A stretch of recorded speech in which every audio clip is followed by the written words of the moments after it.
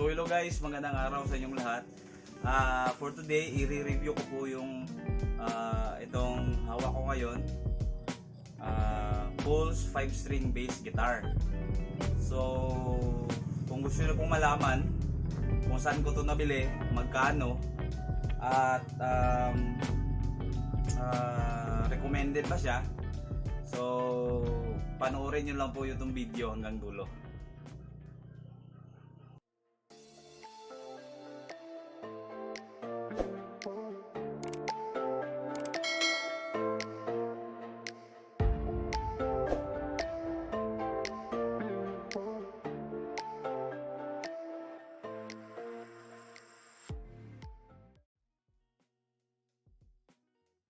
So nabili ako po ito sa Lazada. Oo. Sa Lazada ko lang po ito nabili. Cash on delivery po siya. Kaso nga lang medyo natagalan, pero awa ng Diyos dumating naman.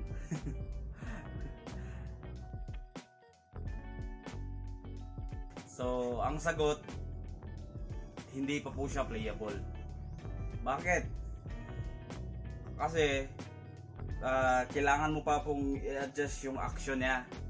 Yung action, yung gaano kababaw yung string sa fretboard.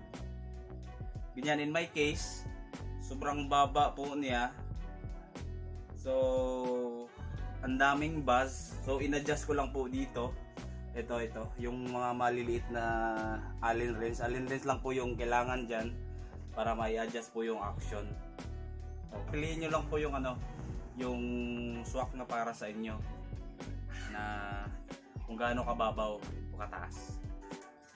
Yung intonation din po, in-adjust ko pa po yung intonation ng bass. So bale, pag open string mo ng ganyan, tonado siya, pero pag press mo dito sa 12th fret na octave niya, sintonado po siya. So kailangan mo pong i-adjust. Screwdriver lang naman po yung kailangan nyo. Dito yung adjustment niya.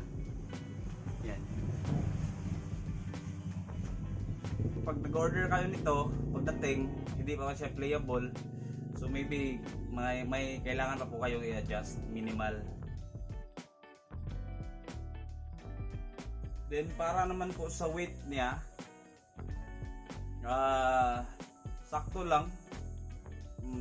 Hindi siya lightweight, hindi naman siya masyadong mabigat. Yung sakto lang siya. Kaso lang, mabigat lang kasi yung dito niya. Yan. Kasi 24 fret kasi siya eh. Yan. So medyo yung curve niya dito parang nakausog. Tapos yung neck niya parang hindi siya magbabalance. So okay lang naman yan. Nabili ko lang po ito for only 6,650. Pa ikaw, wala pa po kayong budget, bumili ng mga high-end na mga bass guitar, at kung paggagamitan nyo lang is for practice, gusto nyo lang matuto muna, so for tight budget kayo, siguro marirecommend ko to, ang 5-string na may 4-string din naman sila. Kung kakastart lang yung mag-bass, maybe 4-string yung bilhin nyo. So may ganito rin sila, 4-string din na Pulse bass guitar. Kung makikita nyo naman, medyo classy yung dating, 'di ba?